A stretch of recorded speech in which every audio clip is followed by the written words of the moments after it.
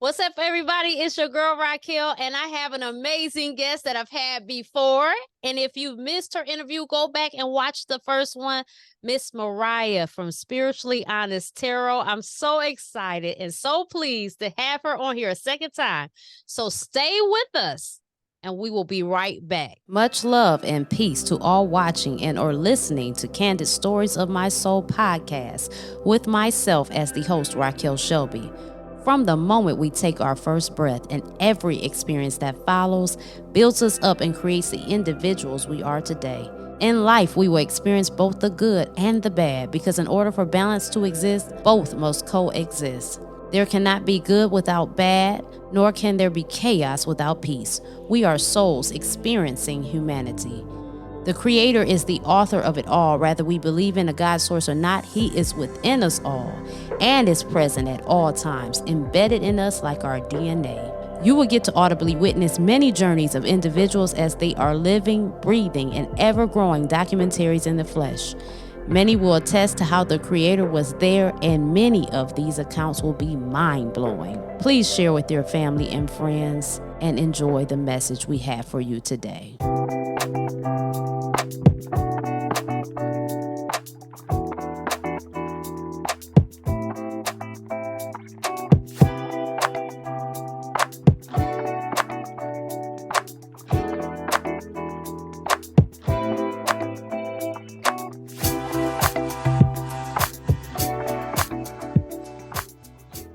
What's going on, girl? Go ahead and introduce yourself, even though I briefly did, but go ahead and give us the rundown. Hey, well, thank you so much for allowing me on your platform. It is a blessing. I'm grateful. And it's a pleasure to be back second time around. As you already mentioned kind of at the beginning, my name is Mariah. I have a YouTube called Spiritually Honest Tarot. I've been doing this for about a few years now. It is a joy. It is a pleasure. And I'm just excited to get to talk to you again, So let's get into it. Girl, it's definitely a pleasure for me because you like a celebrity, honey. The way your page be doing them numbers, you are definitely like a celebrity, honey, for sure. You are. No, let me not. You know what? Now that is very improper of me. You are a celebrity. Let me get it right. Let me correct myself. You are a celebrity, but for the spiritual realm. So I love it. Wow. So what's been going on since the last time we've chatted? Because I think it's been a couple years, I want to say. I felt like we did the last chat back in it's 2023. I believe it was 2021. I think it might have been 2020. Yeah, it's been some Yeah, I time. think so. Yeah. Oh man, life has, on a personal and on a professional level, has absolutely changed. Just more so speaking around what I do in just this lane, though. It's been going through the valley, shadow of death. I always reference in my video spirit, but I'm a God-believing woman. I'm a God-fearing woman, and I always keep them first and foremost. Even when I do my readings, I always pray to God. Without me, I would never be able to. So I've had a lot of ups and downs because I've been very conflicted about the space. This was something that I got into to really help people, and that was always my intention. And I guess it was kind of like being wet behind the ears. You a newbie thinking like, okay, I'm gonna go in and do and pop my stuff and be able to help and make a difference, until you actually pull back the layer and the veil and you see how it works behind the scenes in the machine. And this is really one of those spaces where you age in advanced years being in it. So even though I've only been on YouTube, even though I've done tarot years prior, but on YouTube since 2021, I feel like I've been in the space for 8 years. That's how quickly it wears you down. It tires you out. And you see so much. And I had a real breaking point sometime between September and like early of this year, just because my heart wanted to help, but I didn't feel engaged in it anymore. I didn't really feel connected to tarot anymore. And I think it was because even though my intention was to come in here to help, I didn't feel like I was really helping people. And to some degree, I still don't feel like I'm helping people in some way. And I say that because, and this is not to be shady towards nobody, I promise you that, but they do say, you will find out, maybe I shouldn't say this, but I'm gonna just say it. They say that the most unintelligent people you will meet, you will find them once you work in customer service and when you work in hospitality. I've also come to find when you also do tarot. And the reason why I say that is because you'll find that common sense is not common. And you deal with a lot of situations with people, especially on a personal reading side, where it's common knowledge, but we're having a whole life crisis over it. And I can't put my intelligence onto somebody else and vice versa because everybody has their own lane. But it's the never learning the lesson, but I have to keep coming back, never learning the lesson, but keep repeating the answer. How many times can you go through that? And then even with the videos, it's like I'm giving people the information that they want to know, but how am I really addressing the root? How am I really addressing the core? I get you want the answer to how a situation is going to be resolved or what it's going to look like, but how is that helping you prevent that situation from coming up in the future? How am I truly working on you? How am I truly working on your spirit? And that's something I've been internally conflicted about for probably almost at the September, so almost past year. So that's kind of where I'm at.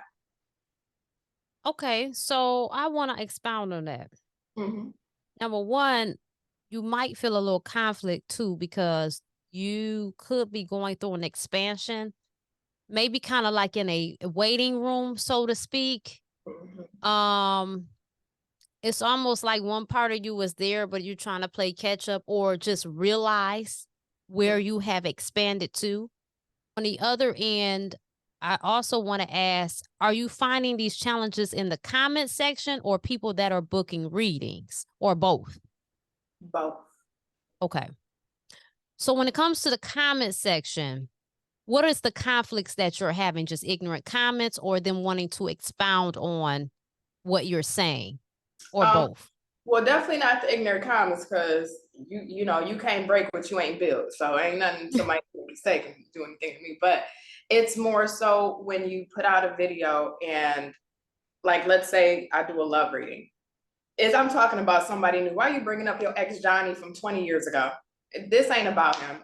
Or if I'm talking about certain aspects of your life, and I believe we all move off of our beliefs. What we believe is our reality. And people have a low belief of their reality and also of themselves. And I can sit there and I love motivating through my videos.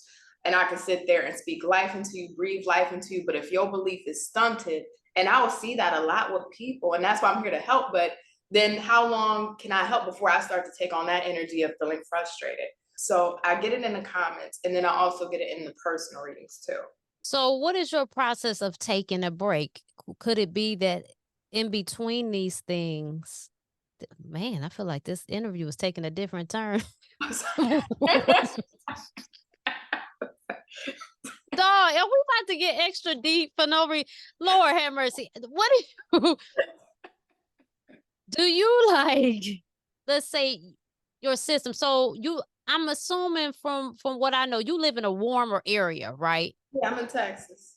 Down in Texas. So you have more opportunity to kind of be outside, be in nature and stuff like that.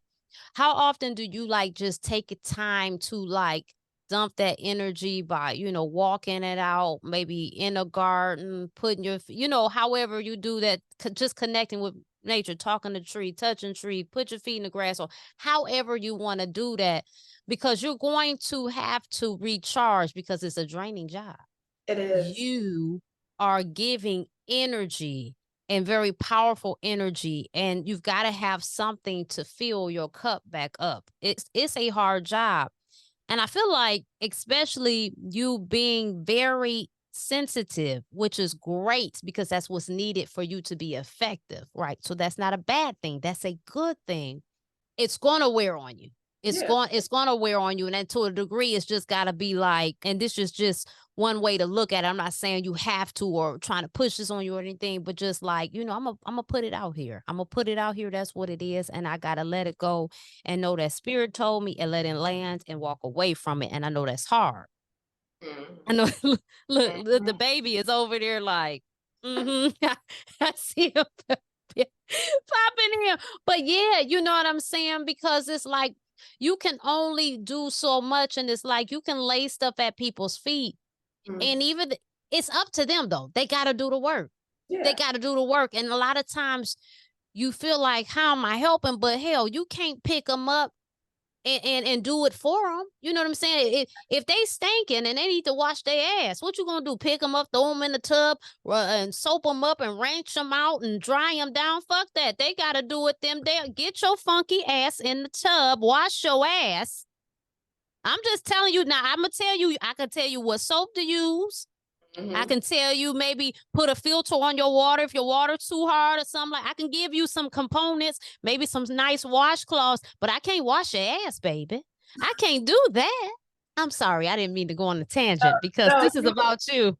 no, you're absolutely right. No, you make a solid sense. And to answer your question, you know, every day I get out. You know, even if it's just me going on my balcony, because I have like the way it's set up, the sunlight hits directly, so I at least get some vitamin D. But other than that, I'll go out to the pool, I'm gym, something to keep myself moving along. And like when I'm back at home, candles, aromatherapy. I got my little R&B, little soft playlist, vibe out, chill, relax, release. So I do that. I think you mentioned a really brilliant point though about expansion, and I think that is what's occurring. I think I'm expanding past what I'm doing now. I think I've given all that I could to this, and I still got more. You know, I ain't gonna stop tomorrow, but I think my soul is ready to take on something much, I don't want to say greater. I think something that also has a different purpose for me, a new purpose for me. And I'm trying to maneuver where the hell that lane is at and figure it out. I don't know it fully yet, but I just feel my soul being tugged in a different direction. So I guess that's kind of where I'm at in my crossroads personally. I love my channel, love what I do, but I feel like it's my time to move into a new pathway. You know, before we got on here, I mentioned Aaron Lyons. And as you're talking, Abraham Hicks popped up in my head. And I'm wondering, of course, you're different. This is not a comparison. It's just you just put it out there because you definitely are doing things your own way and you're paving a way, and it's brilliant. I can see it. I can't see all of it, but I can see and sense that this is going somewhere and it's going to be marvelous. I'm wondering if you're heading in that type of direction, though. I'm wondering if this is going to come, it will have its place on YouTube for whatever that is. But I'm wondering if you will be traveling and speaking to the masses and doing that. So with that being said, are you having any kind of different tugs, angst, like spiritual pulls, things popping in your head? Is any spirits coming to visit you? Is there any type of different activity that you've noticed that's trying to get at you and you're not putting the pieces together? Am I sounding crazy? No, you're not. I promise you, no, you're not. You know, it's so crazy that you mentioned that. I think this was like maybe about 4 days ago. And I was sitting on the couch and I was frustrated. And I remember I tapped my phone and I had on the voice memos. And I just sat and I talked to Spirit. And I asked, why aren't you answering me? I keep talking to you. Why aren't you answering me? I keep calling you. You ain't accepting the charges. Why ain't you answering me? Why you ain't talking to me? And I was just so frustrated. And I literally still have the voice memo of all of this. And I sat in silence for a minute and I could hear Spirit talking to me, and I verbalized it out and I recorded myself speaking the things that he was saying to me. And he was telling me, I'm with you. I don't need the answer because you got it. You don't need me as your crutch. You know where you're going. You just have to get out of your own way. You're making it complicated. Go back to the basics. You have me here with you. And I was just going, and I took a moment after that because I'm like, damn, I didn't know how to feel. Because I was crying, but then I'm like, you're right. But then I'm like, but I still give me evidence, proof. And I thought about it and I was like, one thing that stuck out to me was go back to the basics, get out of your own way and go back to the basics. And I think for me, I've been in my own way of overcomplicating, feeling like I should be doing this or that. And I should be like how you said, you can't wash somebody's ass for them. You can give them all the supplies, but you can't do it, you know? And I think I'm trying to wash your ass, get in between your toes, and it's go back to the basics. That's not your job, right? And that really stuck with me. So I think, as you mentioned, when you brought up Aaron Lyons, that's a great reference point, because I've really, actually, I started writing an ebook. And I'm really excited for it. And I don't know, as far as the how I want to present to the world with this ebook, and then also branding, and like, what am I going to be moving towards with the new space. But I have a concept, it's just not fully fleshed out. And that's where I'm kind of like, where do I go with this? What's the direction? But I think Aaron Lyons would be a perfect example of like where I could see my path going. Mm-hmm. Yeah. I think that what's going on, from what I just am feeling, I don't have necessarily any evidence, right? Because a lot of times we want evidence. It's just a feeling at this point. But there is a level of melanated people now coming to the forefront to do this. Yeah. We have seen our Caucasian brothers and sisters do this work. But and I think it's because of our upbringing and our programming is what's holding us back from coming forward with this and as strong as we can. And I think it's time. And I think it's the ones that are open as a channel. You are definitely an open channel. And yeah. I think you're being called. So it's coming. Oh my God, my body, the chills. It's coming. You're in the waiting room. It's coming. Yeah. It's coming. I don't know when, but it's coming. That's maybe right. Because you know what? When I was messaging you the other day, I'm looking at my comments. I'm like, girl, would you shut up? Keep going. Shut up, Raquel. Keep going. Like, you just be wanting to shut up. Don't write this girl a book in her comments. But I couldn't text you because I didn't have the right number. So it's like, keep writing. Shut up.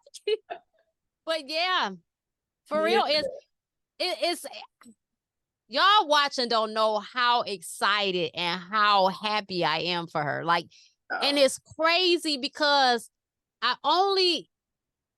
Mariah and I have never met each other in person. Yeah. This has strictly been online, and I feel like she's a sister. And I'm just over here like, go girl, go. And I'm so happy for her. I can't even explain the happiness. It's so amazing. So yeah, just, stay encouraged, because we are all going through what you're going, that constant feeling lost, and just speak to me where. And all I could say is it's just something powerful. It's something powerful on the way for sure. So, yeah, you need to, oh my God, you need to write a book, Becoming Mariah. I mean, even from the first interview we did, your story. Yeah. Yeah. Wow. And you know what? And I don't even think, and maybe this is just my perspective. I mean, I've definitely been through a lot. I think I hold back on my story because I know that there's people that's been through so much more, and I don't ever want to get into that comparison thing, because that, not to take away from what I've been through. But if I would just, I don't mean to get emotional. I'm sorry. It's okay. It's okay. It's okay. It's okay. I think what gets me is that, like, the video I just put out, that Chosen One, and I was reading through those comments, and I was seeing a lot of people literally have faced near life death situations, should have been dead, pronounced dead, still here. And I've never went through anything like that, but to see how many people, and I'm just like, throw my life to the side for a moment, like, all of this, like, get down us. Oh, girl, we're not doing this. Oh my God. It just gets to me. It does. I want to say this to you. Somebody said this to me, and it's makes me feel that I should say this to you in this moment. You have a beautiful soul. They didn't say this, but I'm adding to it. You have a beautiful soul, Mariah. And what makes you so great is also, I believe, and I could be wrong, what's standing in your own way. You are so humble to a fault. You don't want to offend anybody. You don't want to be in the way. Fuck them, Mariah. Do that shit. Blaze the road, light the world on fire, paint the world red. You got this. Do that shit. Stop apologizing. You are humble. You are a good person. There is nothing else you have to do to prove that. That's who you are to the core of you. And anybody with fucking sense can see that. And if they can't, that's their problem. Yeah. What other people say and feel about you is not your problem, because your audience is always going to be there. Your people is always going to be there. They're going to be there to meet you where you are at every turn. Source will be there to meet you, and so will the people that Source has for you to impact. So don't worry about that. Thank you. Thank you. You be emotional on this Tuesday. You know, it's crazy because I'm supposed to be interviewing you, and this is turn. What is this about? What is happening? I mean, listen, when we gonna go deep, we gonna go deep. That's just me. We gonna get to the thick of it. Now, this is going to be somewhat personal, not too personal, but somewhat personal, because there are people that they're uncomfortable when it comes to dating because of the things that they're into. Is viewed as taboo to some people, or strange or weird. Maybe you have a mental illness. You know, people think all kind of craziness. How does that affect you? Because earlier I was watching the video, Erin, and she was talking about how be as radically authentic as you are when it comes to dating. So if I'm a medium, people be talking to me at night, this, that, and the third, and don't worry about how people feel, because the right person will come. When you try to hide those things, you kind of push your options away. So how do you feel about that? Like when it comes to dating, what's up with that? So interesting question, because I'm in a relationship. So I was single the last time we talked. I'm in a relationship now, and I'll tell you, prior to him and then with him. So prior to him, like when I would meet somebody, I would, first off, when you tell somebody you're a YouTuber, you already get kind of typecast in a weird spot, just out the gate. And then on top of that, I'm a tarot reader that's on YouTube. Now you're really being in a taboo box where it's like, okay, girl. But for me, I've always felt like I want to step forward, like how Erin feels about it. I want to step forward with my honesty and my truth, because this is my life. You're going to come over to my house and see my tarot cards. You're going to come over to my house and see my candles and my crystals. I can't hide that, you know? So it's just a matter of when you're going to see it. So I would let the guys know. I would start with the YouTube first. I'm a YouTuber. And then usually when I say I'm a YouTuber, then 1,000,001 questions. Oh, let me see your YouTube. What you do? Blah, blah, blah. And I'll eventually show them. And I've never really gotten, prior to the man I'm dating now, I've never really gotten any weird pushback. They just always kind of was like, all right, whatever. Either they were really intrigued or they just didn't really care. It was one or the other. But the guy that I'm with, his name is Babar. He's Pakistani and Indian. But I just call him B for short. So when I told him about it, he was like, I don't want to see the card stuff. I don't want to see the card stuff. And I was like, I mean, there's nothing to be afraid of. And he was like, no, I don't want to see it. And then he came over to my house one day and he saw the card stuff. And then he was like, can you do me a reading? And I was like, are you sure? He was like, no, let me think about it. I'm not sure yet. And he would have to keep tiptoeing into it. And then finally he let me give him a reading. And he was thinking for the longest, he was like, I don't believe in it. I think you're BSing people, you're scamming. So I'm like, okay. I'm like, I can do it for you. Like, just let me do it. So I finally gave him a reading, and I went back and I told him things about his parents that came through in his reading from his upbringing. And there was a specific moment that I talked about, because he has a brother and another sister. And I was talking about certain favoritism that was being played in regards to him and his brother, and that he was left out of an opportunity, which his father ended up paying for his brother's college, not his. And he didn't tell me all this. This was earlier on in our relationship. He didn't tell me that. And that moment when I did that for him, he was like, okay, I think you're on something. He still didn't want to give me full credit, but he was like, all right, I think you're on something. So Right. I agree with her. I think you should be unapologetically authentic. I think you should be yourself. I will say this, now this might be a little controversial, especially in this space, because me personally, I think there's a lot of delusion going on in this space. I'm being real. I think and mind you, this space is comprised of a lot of women. I think there's a lot of delusional women in this space. And I think there is one thing with being authentically yourself, but I think we have to also keep in mind our realities, what we qualify for, and what realistically is obtainable for us. And sometimes we can be as authentic as we want, but sometimes our authentic truths are not qualities that somebody is really looking for sincerely out of a partner. So you gotta be in alignment. I'm just I get it. I get it. Yeah. Mm-hmm. But that's my take on it. That's how I feel about it. I like that. So, what's tea? I know it's some things that you wanted to get into, baby. And let's get into it. Yes. So just a couple of things here. So with my channel, I actually did a post some months back, and I wanted to do a collab with another YouTuber that's in the tarot space. So I asked everybody, send me who you think would be beneficial.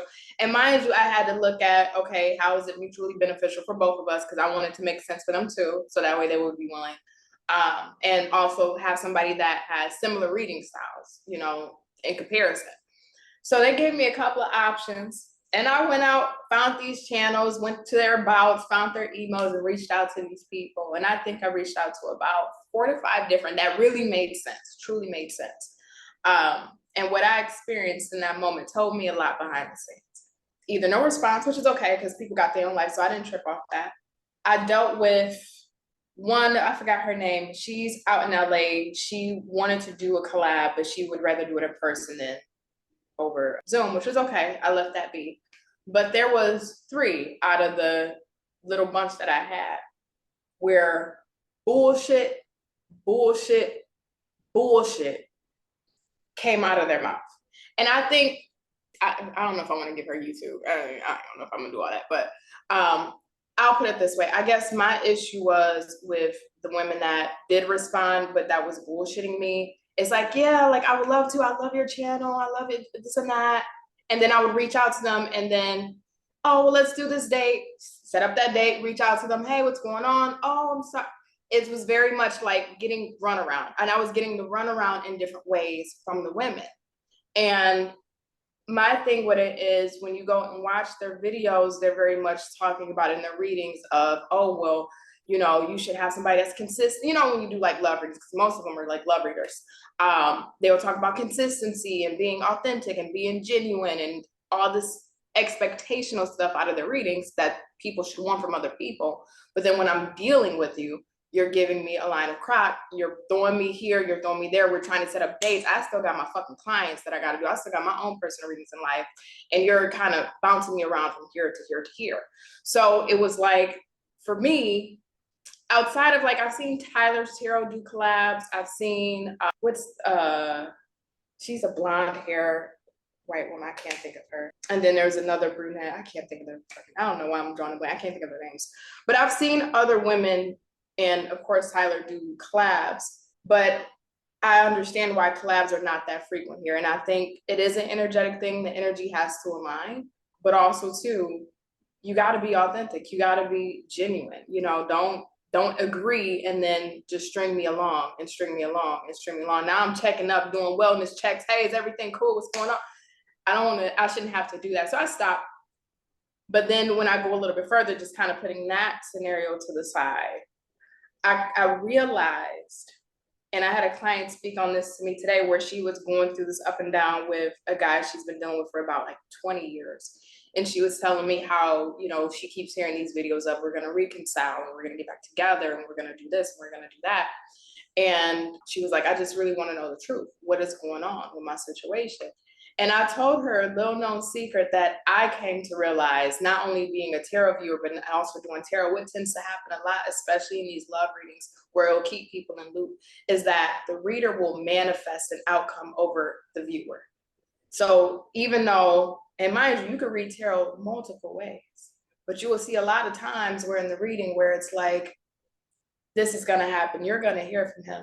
And I can look at that same spread and say, girl, it's telling you to move the fuck on, and you got somebody else coming. A lot of times though, and that's as you said, there's a lot of bullshit in the space. A lot of readers will manifest outcomes over a viewer. They will read the card in the way that, based off how they word what they're hearing, feeling, or seeing, to manifest, so that way that can happen for you, even though it's not even going to happen, or they may not even feel that energetically or spiritually. But because of how the analytics run and how the analytics work, which is another thing, all the top, I don't mean to run everything in together, I'm so sorry.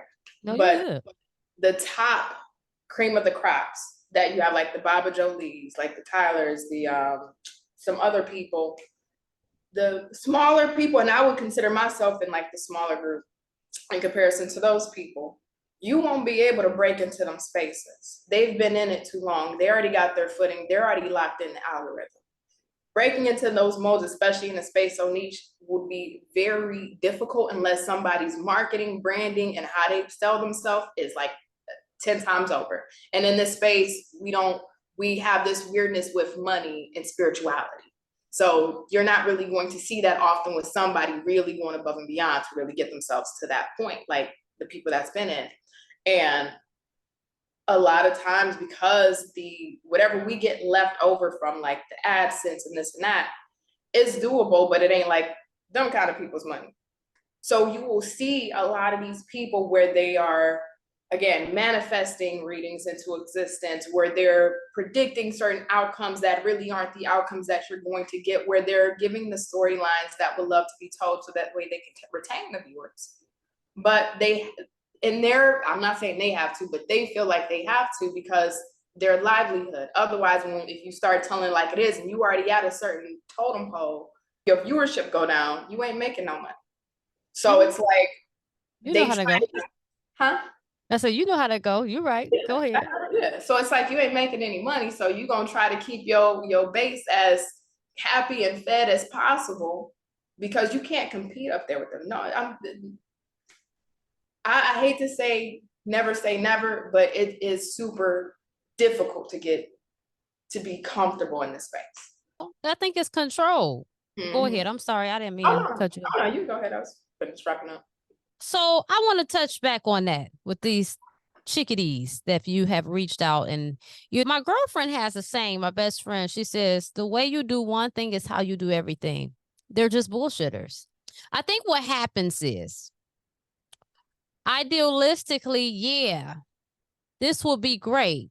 But then energy, whether we're conscious of it or not, to put it plain, I think they just can't compete with you.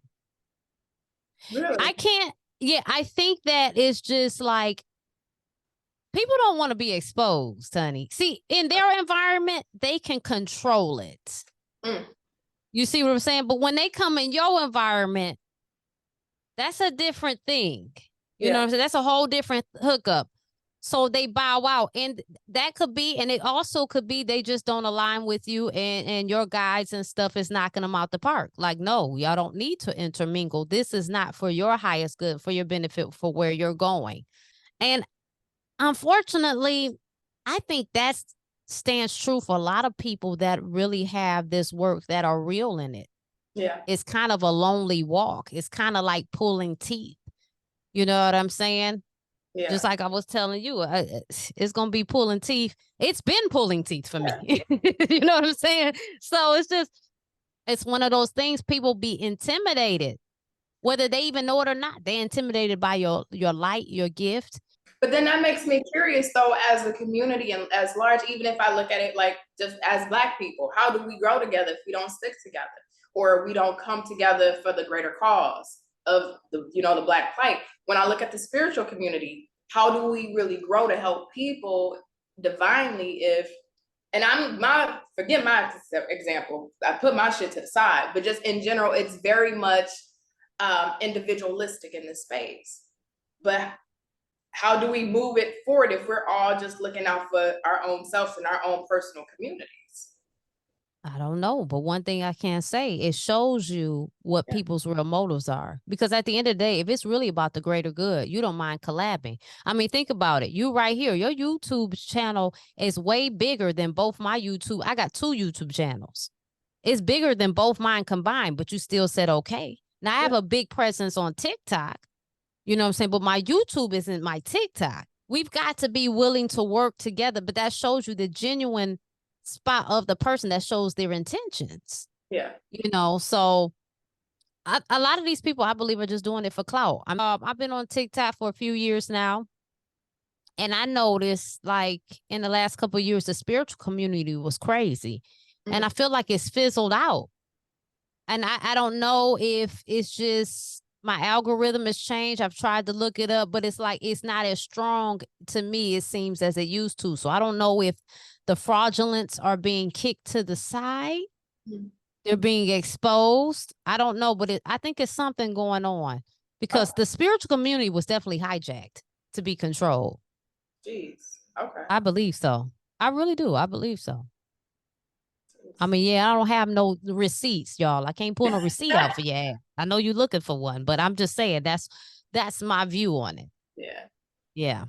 Dang. Okay. I mean, you definitely make a great point. You know, I guess just maybe me and my personal thinking here, wishful thinking, that we could be more of a unified collective move. I mean, we ain't got to be hand kumbaya and tying up, you know, armpit hair together, but, you know, let's move everything forward if that's what we're going to do, versus like my channel versus your channel and what this person over here doing versus what they ain't doing. Like, Well, many are called and few are chosen. true. And I don't know if I don't think it's as literal as people think. I think they think like, depending on your beliefs is how you'll see it, but I'll just stick to that. Many are called, few are chosen. You know what I'm saying? So, people always jumping on what they can. They think that can make money, but you in here for it for real, because you're answering the call. Yeah. So, that's a beautiful thing. So what else is tea? Oh, what else is tea? I think that was, for me, I think that was a little bit of it. Maybe my tea was lukewarm, girl. My tea was lukewarm. But that was kind of, that's really it. No, it wasn't at all. It wasn't at all. Not at all. If you had to guess, I know we talked about the waiting room. If you really had to guess, what are your thoughts of where you think you're going? Ooh, that's a loaded question. Ooh, that is a loaded question. Where am I going? You know what? If I was to really, I'll tell you and I'll paint the picture of it. I genuinely, and even if it's not with the person I'm with now, I genuinely feel like it's not just in one direction. I think it's a whole system of what I'm about to move into. Because I do feel myself moving into a marriage and being married and being able to take care of, have my own children. But in the process of doing that, I also feel like I would be, the next thing I really want to do, I would love to start my own organization. I would love to start an organization for underprivileged minorities, Black, brown, whatever, that didn't have the chances or the opportunities to really succeed, that are coming from poverty, that are coming from disadvantages, to really give them the pathway, not only the spiritual foundation that they're going to need in this real world, but to also provide resources for them so that way they can succeed and go on. That's really at my deepest of core, but I know that's going to take a while to build that infrastructure. That's really what I want to do. But if we're talking more immediate, within the next year and a half or so, I see myself moving more towards, like, if we're going to use Aaron Lyons as an example, right? Aaron Lyons mixed with a little bit of Tony Robbins. That's the only one I can think of that's like that real motivational, like, breathing life into it. Like, because I need that. I love doing that. I love speaking over people. I love breathing life into people. But also too, I want to create a game plan, courses, guides, maybe even do like seminars to really help you know, in some way. Again, I can't wash their ass for them, but if I can provide as many tools and not try to control the situation, but as many tools as I can, then that's where I see myself going. I think YouTube was definitely a stepping stone. I don't see myself forever being a YouTuber. I would still love to have it around, but I know I'm not meant to be a professional tarot reader, you know, for years on end. You might put the cards down. So from my observation watching you, right, you have the cards, but you're using them, but you're more channeling than you're using the cards. So you don't need the cards is what I'm saying. You don't need them.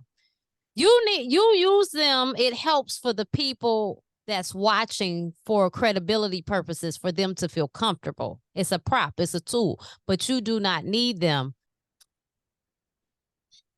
That mediumship is going to come in handy in some kind of capacity. I just don't know know in what. what way. See, that's the thing. It's Yeah. like, dang, can you throw it in? Like, Yeah, it's going to be a combination thing. You know, I know myself, I want to do hypnotherapy in the really future. Yeah. nice. Yeah. So like, you know, whatever, I mean, who knows, even this community you're trying to build, maybe you'll be some kind of counselor or something. And the mediumship along with the counseling, that's powerful and impactful in itself. You know, just something like that. I don't know for sure, but just something like that. Just as an example. I see that being in combination with. The with is what we don't know. Yeah. You know. And I can see that because I personally love human psychology. And I've done it sometimes in some of my readings where I would break down the psychology of certain things, and then I'll have people that love it and other people that be like, all right, girl, we ain't looking for a therapist. And to each his own. But when you can really break down the human psyche and you can spiritually tap it, ooh, I love doing that shit. I do it in my daily life. I love doing it. Yeah. Maybe something. And you know, yeah, maybe something like that. And you know what? Another thought came to my mind too. Mm-hmm. When you get deeper into that mediumship and the psychology part, Mm-hmm. maybe create a separate YouTube channel for that, Mm-hmm. for those people who are looking for that. Yeah. You know, I mean, it's so much you can do, storytelling, mediumship, all of that in a whole nother channel. People will just be like, wow. And you won't feel pressure, that they will be able to just naturally grow that one, because meaning YouTube, you don't have to present yourself as in this way. Mm-hmm. Who knows, you might have your own practice or whatever you do, and you come forward and you talk about it on the YouTube channel, or show some sessions some kind of way. I don't know. You know what I'm saying? You can get creative with it. Who knows? Mariah, I really think it's some brilliant stuff to come though. Yeah. Yeah. And I think there's some stuff that we haven't even thought of that's gonna be like coming out to the surface, like, damn, okay, I wasn't ready for that one. Yeah. Oh yes. Oh yes. Oh definitely. So since our last interview, Yeah. and what have you noticed that you can actually articulate have expanded with your skill set, your spiritual skill set? Couple of things. I think trusting my gut more. I know when I'm on YouTube and I'm channeling messages, I feel crazy when I'm publicly doing that. But when I'm personally doing it with the client, or I'm just in my daily life, like I'm trusting that much more. I think as well, going beyond the definition, because like you said, the cards are just a prop, they're a tool. I use it as a channeling focus, but I don't really use it that way. But even when I am looking at the cards, I've gone beyond the meaning or the definition of it. I'm able to really feel the energy in the cards, more so like there's a certain spiritual gift where you can hear sound and paint the sounds, like paint pictures from the sounds. That's almost like how I can look at the cards and see it, and I can like see the cards coming to life when I just sit there and I chat. So that's why I do like having them out, even though it is a prop. But when you sit there, you can see kind of like what happened prior before it got to that still image on the card, and you can see how it expounds. So that's something that's different. I don't know if that's an actual spiritual gift, not maybe, but and what else? I think those two things have been the biggest for me, because remember, I've been kind of for the past almost year now, just in this weird space with tarot. Like I'm in it, but am I really in it? So I've been connected, but then I'll disconnect. So I think for me, I've blocked a bit outside of what I just discussed. I've blocked a bit of my own personal growth to develop because I think there's that resistance there, not from necessarily growing, but just being in the space in general. So I would Okay. say that. Hollywood, they present being a psychic a certain type of way. Is it something, and I'm having you explain this to the audience, is this something that's just always going on? You're just walking down the street and it's just different voices is hitting you upside the head and visions are playing, and or is it just every once in a while, or how does this thing work from your lens? Okay, from what you described, it sounds like dementia. I don't know. Definitely not like that. It's not a "that's so Raven" moment, you know, going off into the side or Miss Cleo. It's actually never that. I'm a big believer, and I did a live the other day, and I said this: when you got the gift, it's in you, not on you. You don't. That's where I get kind of, to get back to your point in a second here. That's why I'm not really big into all of like the crystals and this and that, because when you got the gift, you don't need all that extra shit to channel it. It's just within you. You walk with it every day. You know what I mean? So as far as me, no, I don't hear the sounds. I don't hear people talking to me. Ain't no weirdness. I will say at times, depending on where I'm going, I can feel energetically overwhelmed if a place is pretty busy, but that's most people. But let's say if it's a place that is empty or there's not too many people, or if it's just me, I can feel additional energies in the room outside of the people that's in there, whether it's just me, maybe one or two other people, if there is a presence or if there is an additional spirit there. But it's never anything, I've never had any weirdness where they try to come and like booga, booga, booga, attack me or anything like that. It's just, you can feel like there's an extra weight. The room feels a little more weighty. You can feel that. But yeah, unless I'm just sitting here and I'm intentionally, I say my prayers, I talk to God, and I'm saying, let me in, open me up, use me. From that point, boom, I'm in. I can hear, I can see, I can feel. But once please let me get me out this space. I always do my closing prayer after every video. I leave it be. I get stuff in my dreams, but I think that's most people, but some things feel hyper real. And sometimes I'll have dreams where it actually comes true the following day, like, you know, almost kind of premonition type style. But yeah, ain't no weird Miss Cleo, that's a Raven craziness. Right. And you know, the reason why I ask that is because I think when people have a certain expectation of how this works, they might not realize that their own gifts, because it's not coming in dramatically like they're being shown. Yeah. So I think it's kind of important to articulate that. So when you're doing readings and stuff like that, I have been told you have to kind of be careful because sometimes these energies can follow you home and stuff like that. Are you doing like a lot of cleansing and protection after readings, or?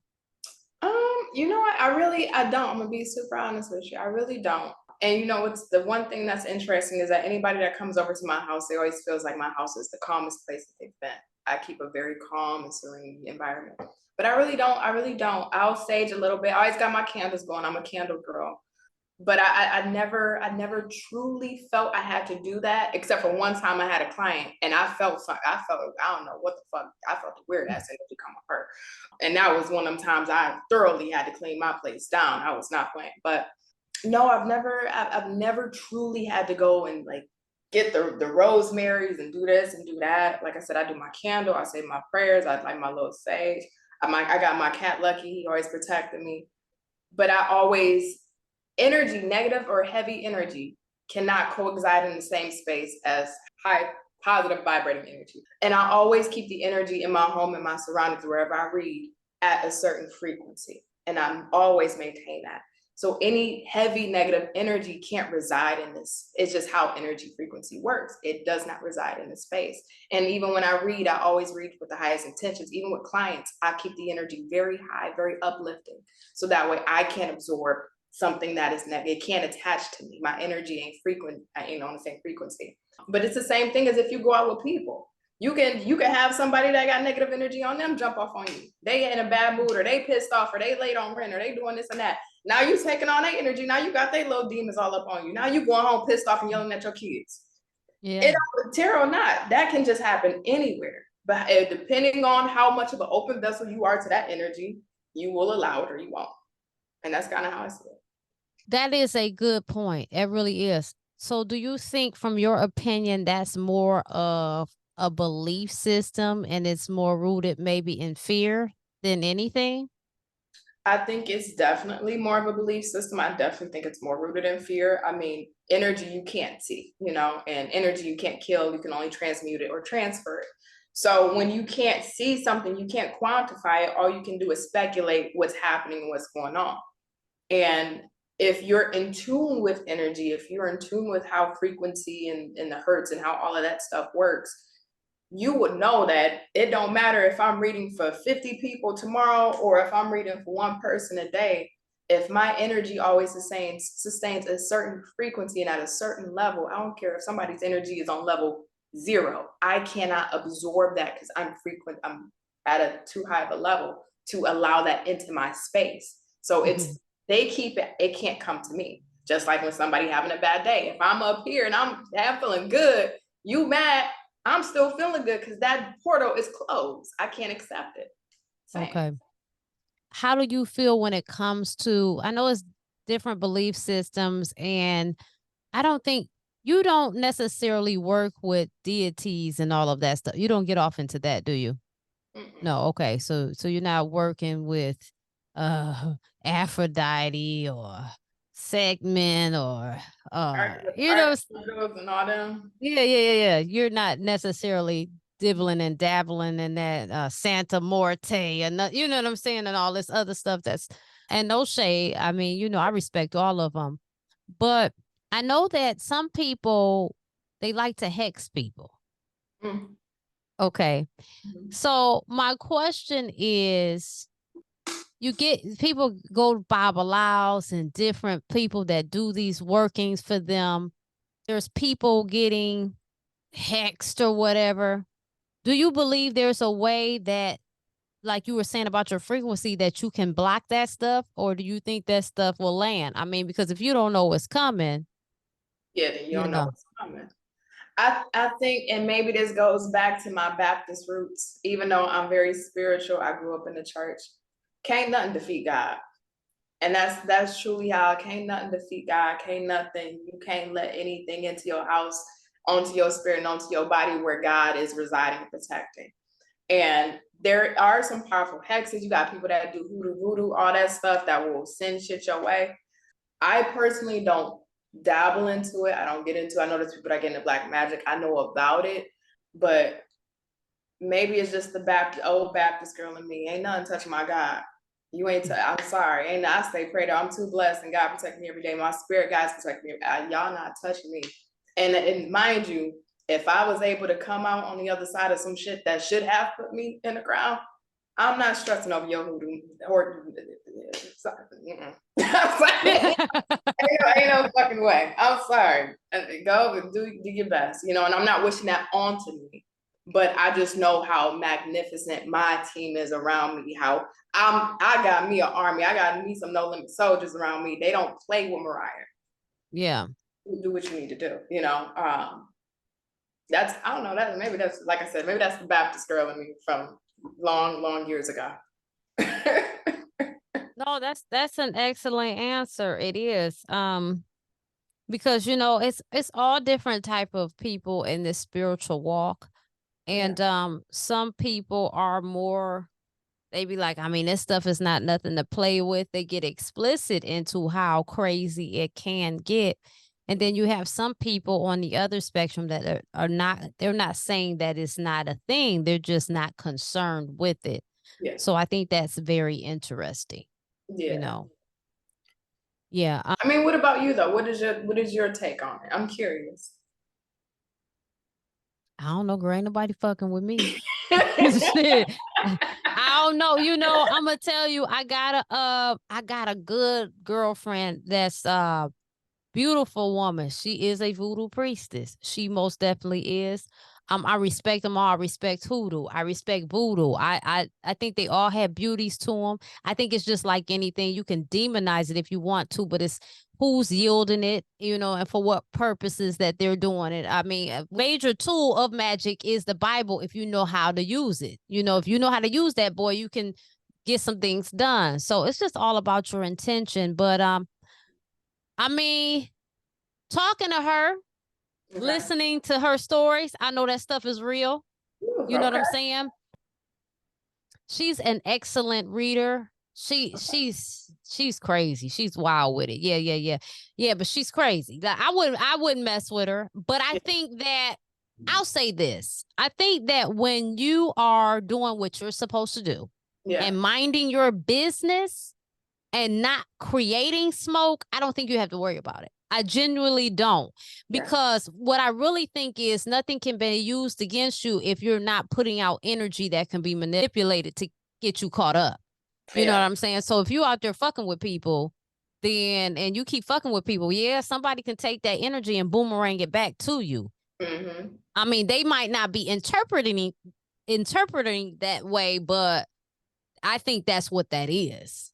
Yeah. Because how I'm getting smoke and I didn't give it. I mean, because unforeseen occurrences befall us all. I mean, we living on Earth, so you know shit happens. But if you're minding your business, I really think you're straight. Yeah, I totally agree. And I think also too, just even in that space, I think there's just a little bit of ignorance on my behalf. Cause it's like I know about it, but I'm not deeply ingrained into it to know like the true, you know, workings. But I think you make a great point of if you don't start no shit, won't be no shit. You know, you stay in your own lane, stay in your own lane. And that's kind of where I reside, where I've stayed prayed up in my space with my spirit team. We in our bubble and we just move forward. Now, if I wanted to go look for some smoke, then I'll probably find out the real about what all that stuff holds. And I don't want that. I'm not looking for that. So, yeah. I think to what you were saying about how we could be so powerful together. Mm-hmm. It really is sad. You know, the spiritual community, and this is what I've noticed, it's a real headache. At first it was like, you know, you see all the people coming through, everybody's a fucking tarot reader. Everybody. Okay. Everybody's a fucking tarot reader. I notice a lot of them like to put stuff out there. They're just, it's no different, I feel like, than religious. It's just, let me put that fear on you so you'll come back to me. And, you know, a lot of manipulation and a lot of that stuff I think is BS. But I feel like you were saying, instead of going back and forth, the spiritualists going against the religious people and ultimately turning spirituality into another religion, because that's what I'm seeing also. Why can't we come together and utilize our strengths? You know what I'm saying? Hoodoo, voodoo, woo-woo, whatever the fuck. Why can't we come together? Because we could really be powerful doing so. But I don't know, Mariah. Sometimes I wonder. And I want to ask you. I kind of see it like this. I think the biggest thing is egos.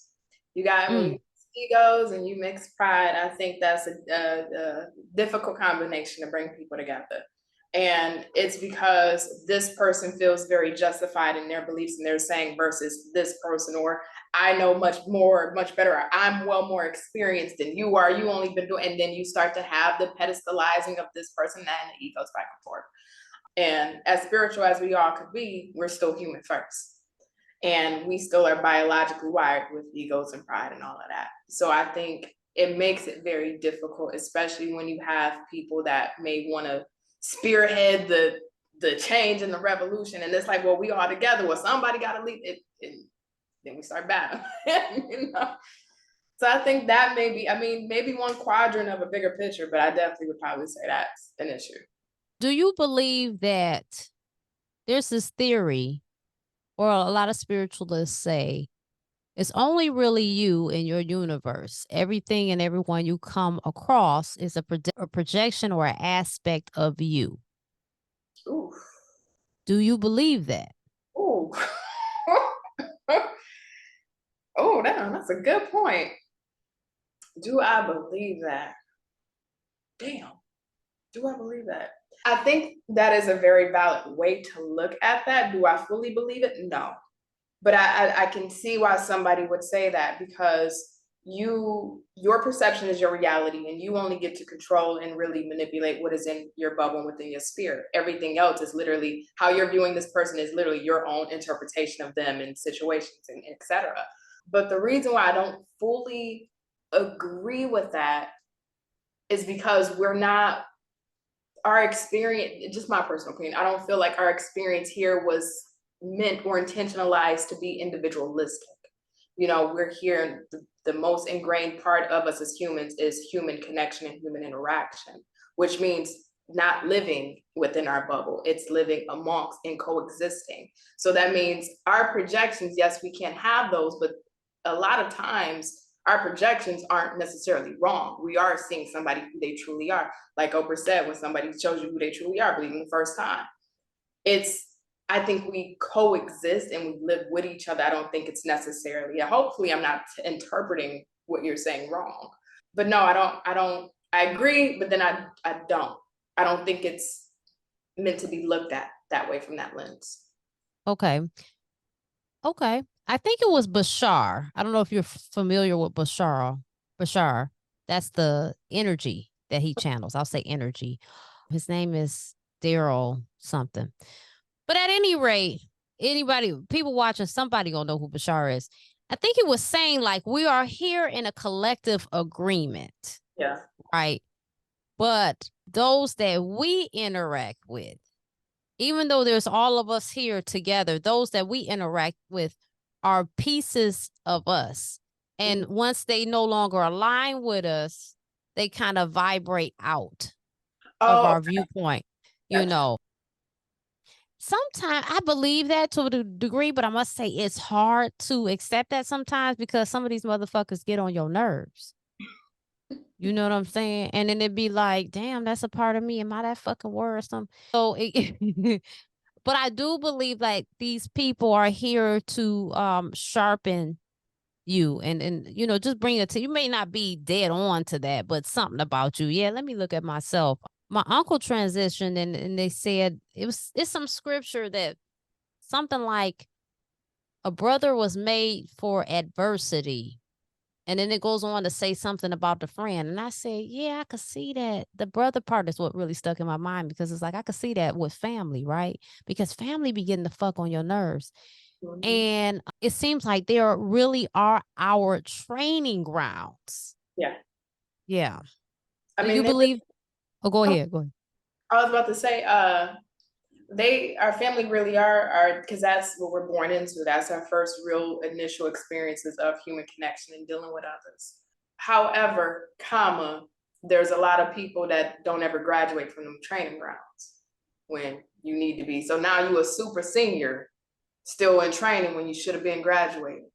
And I think this goes back to the plight of what maybe that guy was saying of, you know, the people that are around us are like our energetic vibration.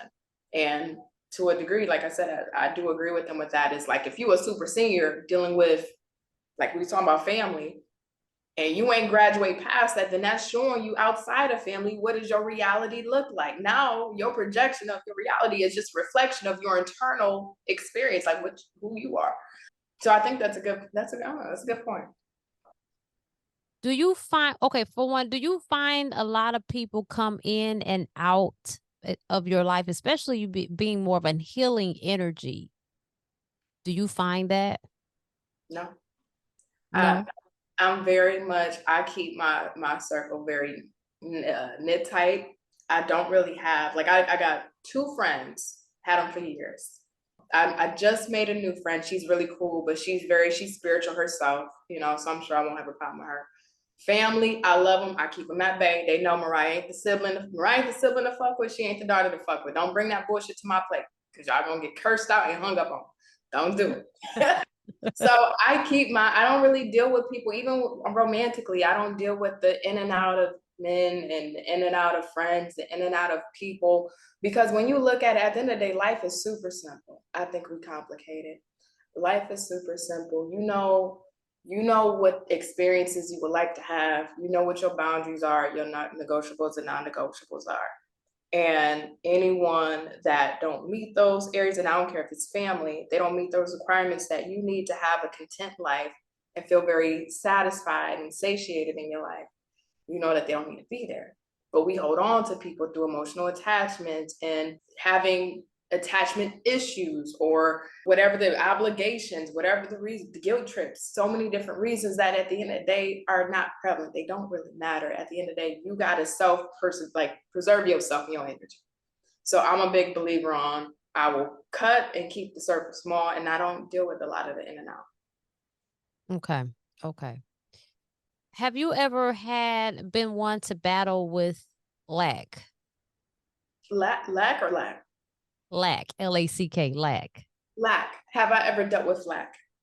Like, are you one to worry about finances or worry about love? Or because they say when you worry about these things, you're operating out of lack, because we're never without love. Love is the core of creator is love, and we are created in love.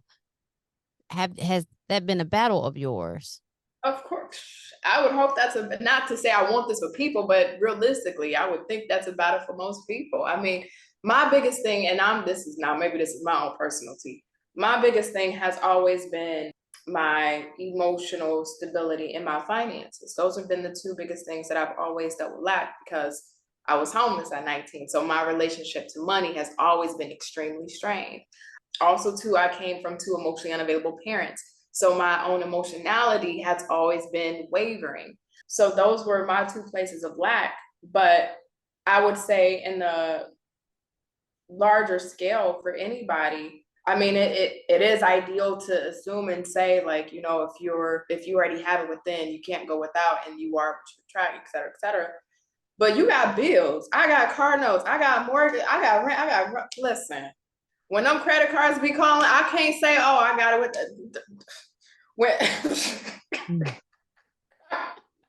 and that's just me. Maybe, don't get me wrong, as spiritual as I am, I'm very much so a realist. And I know how the real world still works. No matter how we energetically align, we still have to deal with our reality.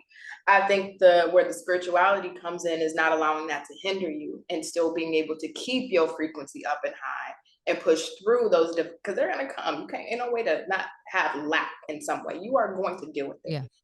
Life is cyclical like that.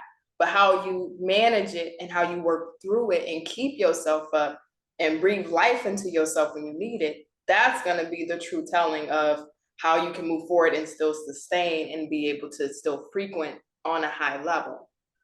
That's how I see it. And that's good. That's good. So with that being said, how do you manage that? I do my best. I'll give you a real life example. I'll give you a real life example. Back December of 2022, I was going through a really difficult financial situation. I don't know if I told you from the last reading, but my father has prostate cancer. I'm so sorry. He old man kicking. But he was going through a difficult time at that period, especially with medical expenses. And I was literally the only one that was doing something financially outside of my two sisters. So I was helping him, but it was taking a big toll on me. And I was going into my credit cards, and trying to pay Peter to rock Paul, so that way I can try to help and also still take care of myself. And at that time, I had my expensive ass apartment. So I'm like, fuck, I gotta take care of my dad, myself, these bills. And it was extremely stressful, because it put me back into the cycle of feeling like I never had enough, or always having to catch up, or every time I'm somewhere financially stable, here I come with the boulder for knocking all my shit down. And I think it put me back into that perpetual fear of, like, I will never be stable. I will never have stability. And I'm not gonna hold you. I really did. For a couple of weeks, it took me real hard. I don't think I posted any videos around that time. It took me really hard. And then I had to realize, well, Mariah, you're the only one that keeps putting you in this position. Nobody else is putting you in this position but you. You are the one that has obligated yourself. You are the one who are taking on financial responsibilities that ain't nobody tell you to do. You didn't have to. You didn't have to get this expensive place. You ain't have to go and do this. You ain't have to go and do all that. You give it to your father what you can, but you ain't got to say you're going to save him and be super. You going too much. You doing too much. And only you are putting yourself here. And I had to realize that the problem is me. I'm my own goddamn issue. And when I had that deep moment, I was able to not only, you know, get myself back up through prayer and my talking to my God and whatnot, but realizing that this is not my reality, this is just my right now. And through that moment, that's what made me realize, all right, nobody's gonna save you but you. Pull up your bootstraps. You want to be a grown woman, be a grown woman. It's time. And we got busy and we got back to where we needed to be. But I mean, it's difficult. You got to have those real. You got to give yourself reality checks. That's how you really get your ass up out of it. You got to check yourself sometimes. That's real. That's real. And you know, and I think you said something. I don't know if you said it on a video or before, but you said back to the basics. Mm-hmm. And I keep hearing that. It's just even with what you just said, it's really back to the basics. And like you said, we make life harder than it has to be.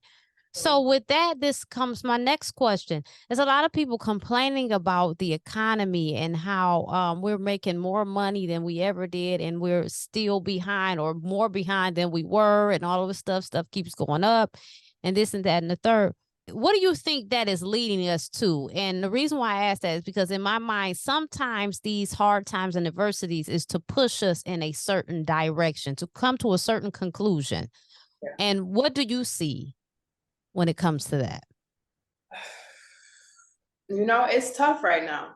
The job market is horrendous. It's tough for everybody. Interest rates are going up. It's crazy. People ain't making enough. House prices are going up. I would say this. I think that this is moving people in a radically different direction to really start thinking outside the box, to really start thinking of traditional jobs as no longer being a safety net, that will not work, to really start looking at more maybe technology based work, or even becoming an innovator, doing your own thing. And not everybody has the skill sets or equipped or the mindset to do so, but you got to at least go learn, go discover. You got YouTube University. You got to figure out, you know, like I said, it's a lot of people are out there looking for lifeboats, whether it's through government assistance, government aid, government programs, this, that, and the third, but it ain't coming. The cavalry ain't coming.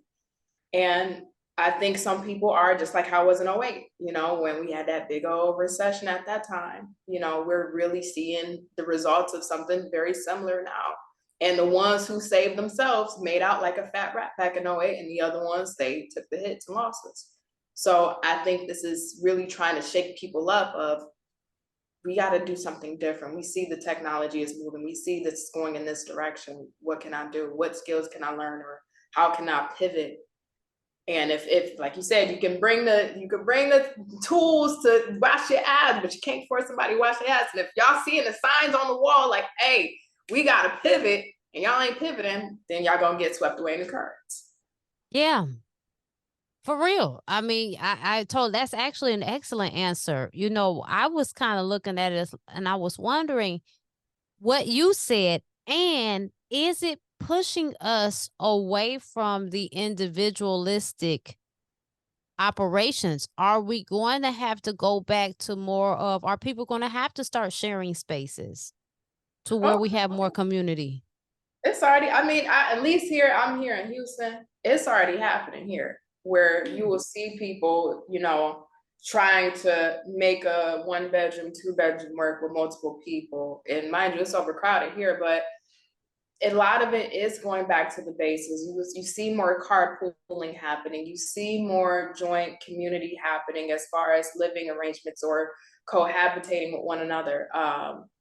It's pretty, the economy here, even though it's a lot of money here in Houston, the economy in comparison is still really shaky. And I do think that's the wave, but I don't know if I'm being honest. It's like they did an experiment, I think it was back in the 60s. They put rats in like this communal space, and they multiplied, and they wanted to see how it would be when you have all of these rats living with each other, and they started to attack each other and tear shit down and this and that. And you can see that that's what happened in our ghettos. And I think even to a degree, even though it's great that we need to start kind of sharing spaces with the prices and things getting expensive, we also still need our leaders, our innovators, our people that are going to go out and break the mold, so that way we can start creating new spaces, so that way we don't have to just this is what our new reality is. Okay. Yeah, I agree. I agree. We're entering into election season. Mm. How do you, from your senses or anything you've gathered, what do you see us going to in the future? Because you got people that say like government is going to disappear as we know it. I mean, I think that's strong speculation. I think that kind of almost teeters on conspiracy theory side of things. Okay. That'll be a long time before powers be, before the people revolt and the revolution happens and people take over. If anything, I see technology, the crypto people, I see people in those spaces now becoming the leaders. I see those people becoming the government. Because you can't, mind you, everything is very centralized. There's been a certain group of people that have always held power over the powers that be. But this is such a new space that's breaking the mold that those old traditional powers that be don't really know how to handle this new radical space. And while it's still the wild, wild west, there's opportunity for the tech bros, from crypto to AI to this and that, to really start moving into places of power. That's where I see it, sooner than like fully letting go of government, not politics, but like government officials and letting that go. Do you perceive the world to be scary, or is it as scary as we feel it is, or do we just project fear more than anything? I think it's a little bit of both. I do. I genuinely do. Okay. Yeah, it definitely is a bit of both. I think we have our own projections, especially things that we see, in our daily world or social media or TV. But I also think there are some, I mean, you don't even have to watch, I don't like horror movies. You could watch real life documentaries and stuff and just see real horror in real time. So I think it is both. Wait, what do you think? I gotta know. What do you think? There's definitely, well, just off rip, there's duality at play, right? Yeah. And someone's got to be the boogeyman and someone's got to be the white hat. And to a degree, all of us are operating on one scale or another, even though we embody both. So we embody what we will call dark, which I think I need to come up with another term, but just for the audience purpose, dark and light. By default, it definitely exists. But I do think in some ways we feed the beast and we make it scarier than we have to, because just like we talk about energy and vibrations, I think a lot of stuff is here's the thing. There's always going to be victims. We can't negate the fact that there will be victims. So what I'm saying is I'm not victim blaming is what I'm trying to say, or victim shaming. However, I am saying when you're awareness, keeping yourself out of stupid situations and stupid areas, and just the way you move can cut down on a lot. Yeah. And so that's what I think. And unfortunately, sometimes things happen to people. They are really a victim of their circumstances. Some people are in fucked up areas. They were raised in that, and because of that, they become a victim because of the area and the things that they are exposed to. And then there's some people that are in la la land and they think the world is perfect because they're not exposed to that. They were sheltered from it. So I think that has a lot to do with it too. But I think in all instances, we must respect everybody's viewpoint. So with that being said, do you feel that truth is a solid thing, like it's fixed? Or do you think that let's say truth and reality. Okay. Is truth and reality fixed or is it fluid? Ooh, because truth and reality can be manipulated. So, ooh, I don't want to sound like a repeat, but I would probably say both. Because you can definitely manipulate truth and reality real good, especially if you know how to do real good. Yeah, I would say that. That's actually a perfect answer. And like how I like to explain that is I could say, one might say, well, everybody's always talking about relationships, so people can relate on this. So let's go here. Well, all men are predators and you can't trust them. And then somebody else can say, that's not true. Men are wonderful, woo, woo, woo, woo. But y'all, both of y'all have come to these conclusions based on your experience. So both of y'all are, what you are stating is truth and fact, because it's in your reality. So I think it's interesting, and the reason why I brought that up and asked you, because I think it's very interesting when we try to discount people and their truths, and we even want to argue this thing like, what is this thing about my truth? Like, this is some new bullshit. And no, it's not. People live their own reality. And just because you cannot see it does not mean that it's not true. Yeah, I mean, it's your perception is your reality, which means Yeah. that means it's your truth. So it's like, if I've always, like, I'll give you an example. My mother, she hate men. She had bashed my father, bash all men. Man ain't shit. I don't need no man. I'm telling you, grew up with all my life and would do that. But my reality of men is totally different because I never had that experience. I've met and I've dated really great men. I have two great examples of brothers. So I don't feel that way, but she feels that way. I never took that on because that's her truth and her reality, but that's all she's ever known was ain't shit men. That's all. So that's her reality. You know, I love her, but I get it, you know, and I feel for her. I think a lot of times where you will have people, it don't matter what space, especially online, they do it a lot now, but no matter what the space, they'll take their truth and their personal experiences and make it statistics and make it data and make it fact. And it's like, no, that's your reality, not mine. Don't throw that on me. Man, look, I'm writing this down because that's I'm about to name this back to the basics. I think that's the tone. I think that's the tone. That is the tone. I know I have had you on here for almost 2 hours now. So anything else you want to say before we get out of here? I definitely want to do another interview because I feel like we've got so much to cover, but I feel like it's not coming to my head right now. And I'm woman enough to admit to that. And I'm going to say, and you might say this is bullshit and I'm finessing, and that's cool too. But I feel like things come in their time. So if I can't answer it, it's because it's not meant to be asked at this time. But I will say, I think I've thoroughly enjoyed this interview. I think it has been beautiful. I hope I didn't sound like an ass clown to you. And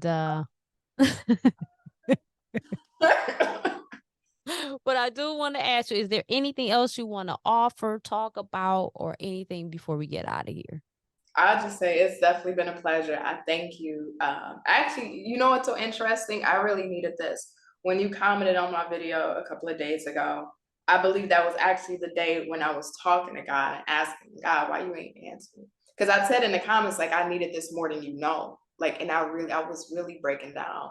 So I think just how things align, right? Like you said, if I could think of what else I had to say, I'll say it, but it ain't time. The fact that you reached out to me on that day, and that was when I needed it, and just the things you said was what I needed to hear. Things aligned, and I'm just grateful to be here. I love talking to you. It's been a pleasure. I wish I had more. I don't. Oh my God, I'm just thankful. I'm just genuinely thankful. But you will. And that's why I think it's ending on this note, because you will. Yeah. Because you're expanding and you're in the waiting room. So now I'm in the waiting room with you. We waiting on the next shit to tackle and talk about. You know, we can't give it to them all anyway. We all expanding and growing. And you know, like I said, shoot, girl, I told you, I even applied to be a reader. I had hooked up with one of my girlfriends. I actually interviewed her. And matter of fact, when I put it up, I'm gonna send you the full interview so you can listen to it. The girl is cold. We've known each other since middle school. And so we reconnected at a event that another girl that went to high school with us had. She had a channeler. Yeah. And so and so was happy to see her. And I think that's really why I was there, because I didn't get, the channeler did say something to me about hypnotherapy. And when they said it, I was like, wow, I can't see myself doing that. I really can see myself doing that. But other than that, they were kind of, it was interesting, but we won't get on that. But I really felt like, dang, I was here to reconnect with my childhood friend. And so we exchanged numbers. I got home. I called her. She read for me. And she said, I'm doing this for free because, I do it for the people I love. She said, but I'm going to put you on the spot and have you do it for me. I'm like, God damn it. What? What? And so I did it. And girl, it was crazy. She was like, you need to do this. You need to do this because you on point. You need to do this. You need to start doing it now. I'm just like, because I be having, like, when I was putting that to you in the comments, I was in an altered state. I be having to have a little, little woo woo. So, so it's like trying to be able to do that. And I think I do it to a sense, even not, but being really confident in it. So I was like, let me apply to, I don't know if you ever heard of this one. You were staying in Michigan, but it's called the Boston Tea Room. So I was like, let me apply to them or whatever. So I did. I'm gonna apply again because I ain't hear nothing. But yeah, I'm gonna see. I might even tell them I'll volunteer. So you would just want at to first, be a in-person reader? huh? You would want to be like an in-person, reader. Yeah, and I could do it. I mean, I did Melinda's over the phone, but just, being in that energy constantly and just building it up to where I'm comfortable with it. See, so I don't have the courage to do it in person. That's the only thing, because in person I get more cold. Like, I'm shy. I'm super shy. So it's like I'm there, I can feel your energy, but then I start overthinking it, and then I'm looking at your facial expressions. Now I'm like, is she liking it? Is she not? Then I'm getting out of my zone and I'm too focused on everything that's happening. Versus when I'm like just through the internet or through the computer, it's like I'm in my element, can't nothing distract me. That's crazy. Listen, if you do it, I'll send you all the love, all the blessings. Like, girl, I could. Yeah, you know what? Put some. I'm wondering if you don't. I mean, because you do what you do and you good at it, so you don't have to. But in person, I wonder if you put like some sunglasses on, would that help? Sometimes it's just a psychological thing. You know what I'm saying? Put some sunglasses on, and or keep your eyes closed. You ain't gotta look at it. You ain't gotta look at the crack baby. Shit. You know what I'm saying? I'm not calling nobody no crack baby for real, y'all. Calm down. But you know what I'm saying? You ain't gotta look at them shit, Just I don't know, but yeah, we'll see. Girl, we both growing, so we got a lot to talk about. And I'm gonna keep in touch with you now because I got your phone number, so I might call to chit chat, chat it up, talk some trash. And please, if I start rambling, just tell me shut up, Raquel. Listen, I'm a good listener, so it worked. It worked because I'm like, go ahead, girl. Girl, I'll be on a rant and a tangent in a minute. You be like, this girl is crazy. But yes, Mariah, I love you. I love this, and I can't wait to do it again. And like I said, I'm gonna hit you up. And great interview. Yes, love you too. Thank you so much for remembering me after all this time. I couldn't believe you still watching the video. I'm like, damn. Oh my yes, girl. Yes. I don't watch many people because I do my own shit. So but I do watch. It's a few people I watch, and you're one of them for sure. Thank you. I love the interview. It's been a good time. Thank you so much for taking your time. Thank you, and I will see you soon. Okay. All right. All right, y'all. Make sure y'all like, subscribe, share this video. Candid Stories of My Soul. We have so many good interviews. And make sure you check us out. Like my Racqi Road TV YouTube channel. And tell your friends about it. Follow Mariah at Spiritually Honest Tarot on YouTube. And I will put that information in the info section. All right, y'all. See you later. Thanks for listening. Bye.